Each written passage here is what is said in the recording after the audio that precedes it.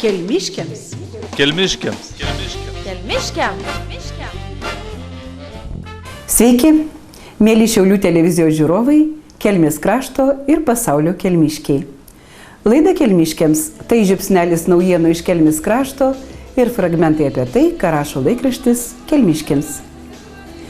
Jau ne kartą džiaugiamės maloniu ir šiltu rudeniu, dovanojusiu gražių peizažų su gaivia žaluma pasidengusiais laukais, rudomis arimų kalvelėmis, kurias glotniais spinduliais dar paglosto lapkričio saulė. Tokiamis nuotaikomis susibūrė Kelmės krašto žemdirbiai, sukviesti į kasmetinę rudens šventę, kurią šiemet organizavo Kelmės rajono Liolių seniūnija, drauge su rajono ūkininkų sąjunga ir Žemės ūkio ir kaimo plėtros skyriumi, padedami rajono savivaldybės bei gausaus būrio rėmėjų bei ūkininkų. Liolių seniūnas Vytautas Mikalauskas, Žemės ūkio ir kaimo plėtros skyriaus vedėjas Juozas Rimkus ir Lietuvos ūkininkų sąjungos Kelmės skyriaus pirmininkas Romas Docius pradėjo šventę, trumpai apžvelgė prabėgusius metus ir palinkėjo, kad pasėtas naujas grūdas sėkmingai peržiemotų. Kelmiškiai svetingumo ženklų duona ant rankšluosčio pasitiko garbius svečius – Seimo narę Almą Mokauskaitę ir Lietuvos ūkininkų sąjungos pirmininką Joną Talmantą, atstovavusi ir Žemės ūkio rūmams, bei rajono merą Vaclovą Andrulį. Svečiai sveikino Kelmės krašto žemdirbius, dėkodami už nelengvą kasdienį triūsą. O meras gausiam būriui Kelmės krašto darbštuolių, metų ūkio ir inovatyvaus jaunojo ūkininko ūkio konkursų prizininkų įteikė padėkos raštus ir dovanas. Pagerbti ir kiti šių konkursų dalyviai, bei išskirtinio įvertinimo nusipelnė Kelmės rajono ūkininkai ar specialistai.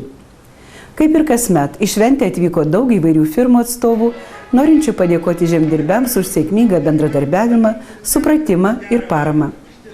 Visų laukiamas šventės momentas, kokiai seniūnijai burtų keliu teks kitais metais organizuoti žemdirbių rudens šventę. Sukviestų sceną 7 seniūnus papuošė šventės šeimininkas Vytautas Mikalauskas, o jo kolegoms teko atsakyti klausimus, ką žino apie Liolių kraštą. Bet šito buvo negana. Jiems teko mokytis barokinio manieringojo šokio, kurio mokė šventę papuošusi solistė Diana Tiškovaitė, o vėliau išbandyti jėgas daužiant liolių kiaušinius. Vienas seniūnas nepajėgė sudaužyti kiaušinio, kitais metais ir bus atsakingas rengti žemdirbių šventę. Tokia laimė atiteko Vaiguvos seniūnui Alvydui Lukošiui. Žemdirbių susibūrimas rudenį tai proga pasidžiaugti nuveiktais darbais, pasikalbėti su bendraminčiais, atsikvėpti ir bendrų užkalbėjimų linkėti gerų metų žemkentėliams. Žemė, žemynėlė, laimė žemynėlė. Žemė, žemynėlė, laimė žemynėlė. Lapkričio 14 pasaulinė diabeto diena. Kasmet Diabetas ABC klubas, kuriam vadovauja Larisa Rarovskaja, sukviečia sergančiuosius diabetu Kelmės krašto žmonės.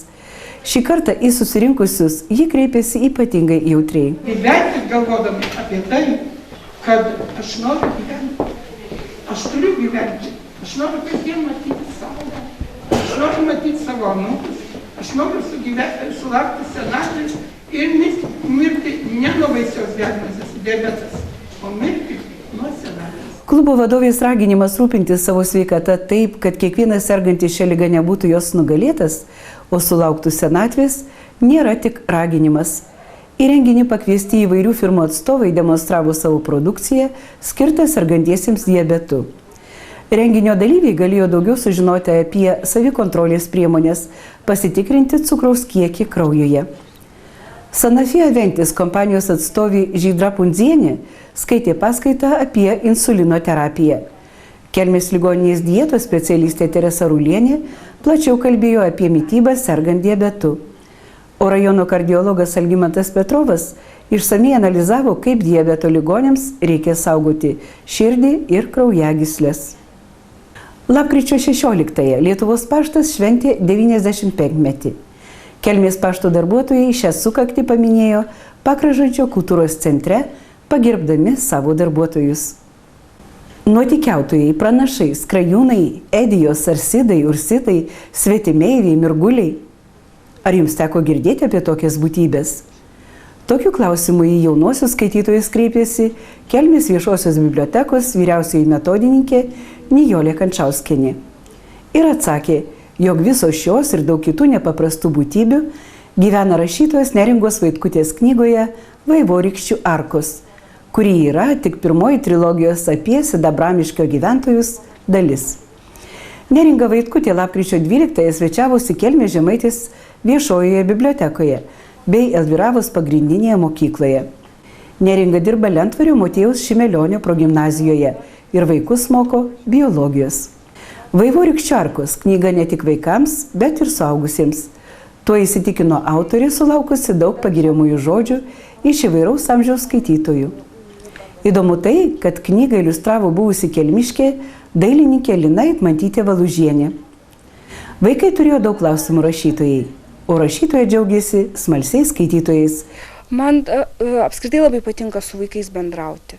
Pamatau, kad visose mokyklose, kur be nuvažiuočiau, visose bibliotekose vaikai yra labai panašus. Skiriasi tik tai triukšmo lygis. Vieni triukšmingesni, jeigu jų būna daugiau, kiti ne. Bet vaikai, jie tokie entuziastai, jie tokie, jų labai energijos pasisemti galima. Gal už tai man ir mokykloje dirbti labai patinka. Aš dievinu savo darbą, aš galvoju, kad darbas mokykloje tai yra tobula. Visų pirma, aš nepasensiu labai greit, nepavirsiu kokią užsidariusią mumiją. O visų antra, tokie susitikimai su vaikais, jie man pačiai labai daug energijos duoda. Aš atsigaunu, iš jų entuziazmo pasisemiu, jie tokie mėly. Vaikai yra puiku, vaikai yra labai žavinga, aš labai vaikai žaviuosi, aš norėčiau būti vaikas kiek galima ilgiau. Bet kai užaugsiu, tai būsiu labai rimta, o dabar dar kokias tai. Kai ieškame žmonių, kurie yra tuo tvirtuoju gyvenimo pamatu, akis kreipiame į kaimo sodybas, į senuosius kaimo gyventojus. Veronikai Balkaitienė, gyvenančiai Švilpiškės kaime, lapkritį surokavo 90 metų.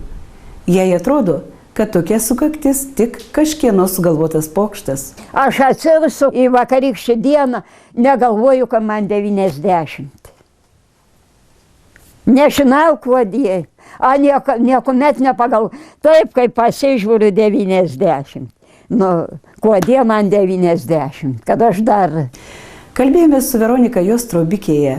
Sėdėjo ji spalvingo kilimo pakabinto ant sienos fone. Virš galvos kabijo daug šventųjų paveikslų.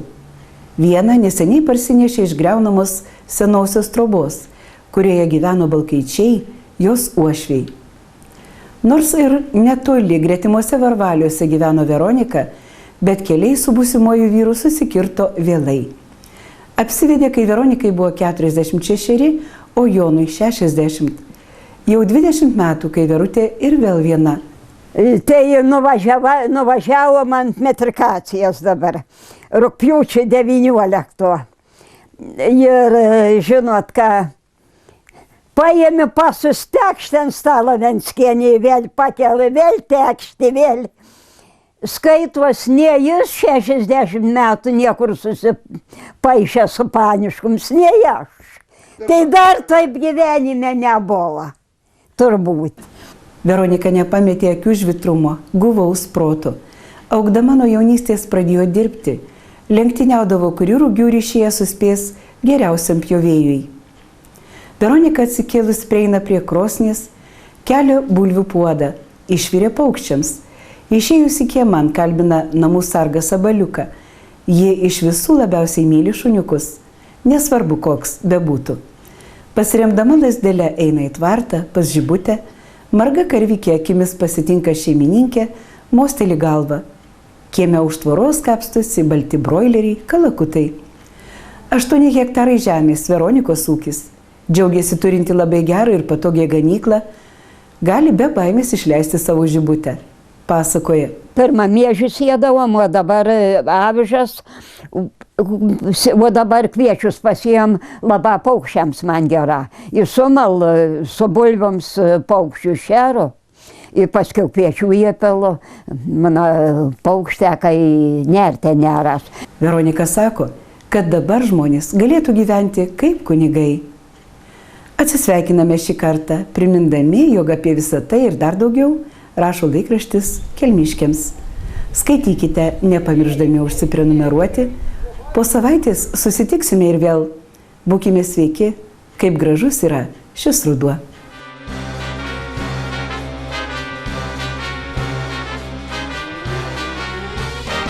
Kelmiškiams. Kelmiškiams. Kelmiškiams.